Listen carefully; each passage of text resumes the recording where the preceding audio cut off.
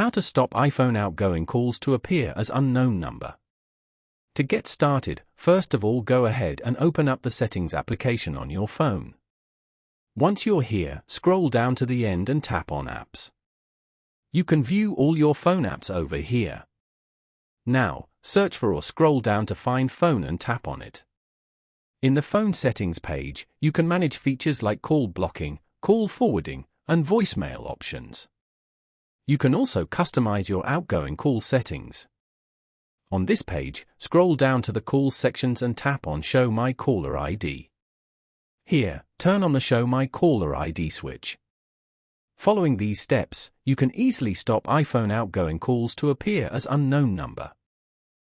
Thank you for watching. Please leave a like if this tutorial helped you, or leave a comment below if you have any questions related to the video.